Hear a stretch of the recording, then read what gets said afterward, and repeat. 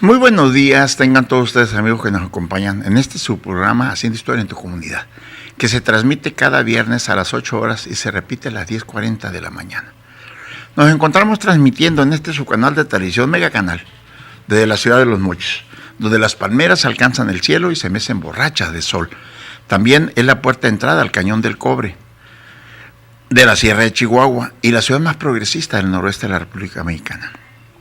Es uno de los graneros de México y solo nos quedan los últimos vestigios materiales de los colonos que se ha ido borrando con el tiempo. Pero permanece esta dinámica ciudad de Los Mochis que perpetúa al hombre de aquellas tierras donde los norteamericanos sembraron la semilla de este magnífico fruto que hoy estamos presenciando. Esta es nuestra ciudad de Los Mochis. Hoy tenemos el tema, las culturas prehispánicas en el sincretismo. Más por conveniencia ante las fuerzas del conquistador y su nueva condición de sometidos, se ven en la necesidad de cubrirse bajo el manto del cristianismo. Es decir, aceptan o simulan aceptar la nueva religión que imponen o predican los conquistadores españoles con el objeto de poder sobrevivir. Esta decisión provocó un sentimiento de exagerado optimismo entre los primeros frailes mendicantes. En realidad, lo que se obtuvo fue una conformidad religiosa de los pueblos prehispánicos por la pérdida de la mayor parte de su cosmovisión, pero que al resistirse a su pérdida, tratan de incrustar o de mezclar en lo posible con la nueva creencia que les imponen. Esta situación a menudo evolucionó hacia nuevas reinterpretaciones religiosas y culturales de una gran validez y una extraordinaria vitalidad. Basta echar un vistazo a las fiestas religiosas con los que se veneran a los santos el Día de Muertos, las peregrinaciones, las danzas, esas prácticas a todas luces sincréticas. Lo anterior nos lleva a concluir en tres afirmaciones. Los indígenas aceptaron solo externamente el cristianismo, es decir, los indígenas solo participaron y aún hoy en la forma externa del culto. La asistencia a misa o al bautizo para sin creer necesariamente en ellas. Los indígenas son esencialmente cristianos, aunque con deficiencias mayores o menores, según la región o la atención de los misioneros. Se realiza un mestizaje o un sincretismo religioso por medio del cual los indígenas intentaron, sin lograrlo, compaginar el cristianismo con su antigua religión. Para salvar a los indígenas era preciso mostrar que podían ser cristianos, era preciso que lo fueran, según Sierra. El choque violento entre aquellas dos grandes civilizaciones, la prehispánica y la española, se materializó en aquel siglo XVI, primero en una lucha material y simultáneamente en una espiritual. Ambos se les quiere llamar de manera eufemística conquista o encuentro. La primera, de actitud 100% bélica, se adecúa mejor con el término de invasión e imposición militar. La otra, llamada evangelizadora, se adecúa mejor con el término de desestructuración o aculturación de la cosmovisión prehispánica. Es menester en este blog tratar sobre la conquista espiritual, en particular, mostrar que esta evangelización en realidad no tuvo alcances esperados, los que deseaban los primeros predicadores de la Nueva España. Durante 1 o 2 generaciones después de la conquista, fue un hecho la coexistencia del cristianismo con las religiones prehispánicas y a pesar de la hostilidad a que fueron sometidos, lograron sobrevivir, aunque sea parcialmente. Tal aseveración surge de la experiencia cotidiana, pues aun cuando la mayoría de los habitantes del país se consideran católicos, su práctica está mezclada con muchos y variados elementos de la religión prehispánica. Por lo tanto, es posible afirmar que la evangelización fue un proceso inacabado, incompleto y sin lugar a duda, lleno de un fuerte y marcado sincretismo. Generalmente, al hablar sobre determinadas religiones, nos referimos a 2 aspectos: al conjunto de dogmas de fe que se tiene sobre la misma y de instituciones escritas, ritos, liturgias, sacramentos que se practican dentro de ella. En ambos aspectos, la tarea de evangelización debió de dejar su marca. Sin embargo, un conjunto de dogmas no pudo ser comprendido por parte de los indígenas, pues los resultados completamente ajenos.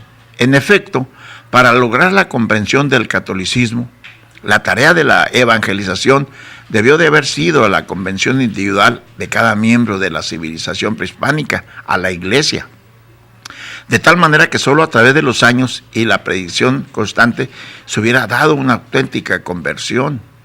Desafortunadamente, el uso de la espada y la sinrazón ante la cosmovisión indígena no permitieron que se realizara de esta manera.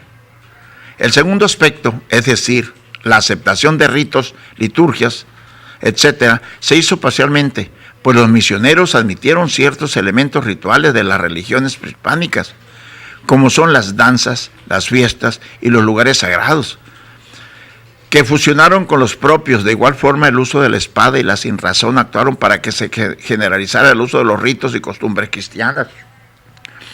Se puede distinguir entre 1522 y 1573 dos grandes etapas en el proceso de evangelización.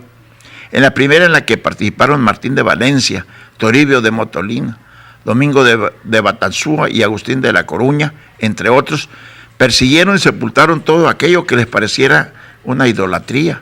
Se destruyeron templos, ídolos, códices, etcétera, de tal manera que se impidió una evangelización profunda por cuanto se destruyeran los símbolos de las culturas que permitieron, a través del tiempo, la transmisión del mensaje de la nueva religión.